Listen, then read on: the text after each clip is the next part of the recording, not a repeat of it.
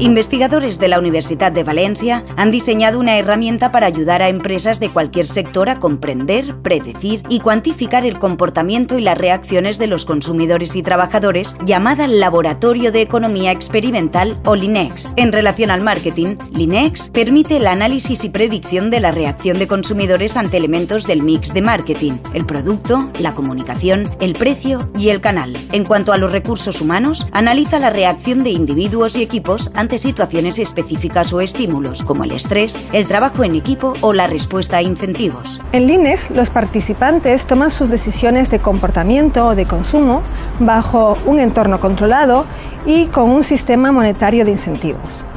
Por ello, nosotros podemos emular cualquier situación real en el laboratorio, como por ejemplo, estudiar el comportamiento del consumidor. A través de LINEX, una empresa puede predecir el efecto que tendrían diversas estrategias antes de su puesta en marcha real, sin afectar a la imagen de marca de la compañía. Además, la Universidad de Valencia cubre el proceso integral del experimento, incluyendo su diseño apropiado para cada cuestión empresarial, la adaptación del software en su caso o el reclutamiento de los participantes con los perfiles requeridos, lo que permite a la empresa obtener estadísticas muy rigurosas. En LINEX, todas las decisiones son anónimas y se realizan bajo un software que puede ser implementado por nuestros ordenadores en el laboratorio o bien por tablets o de forma online vía web. Desde la Universidad de Valencia estamos preparados para realizar cualquier experimento en cualquier punto geográfico, tanto de España como del mundo.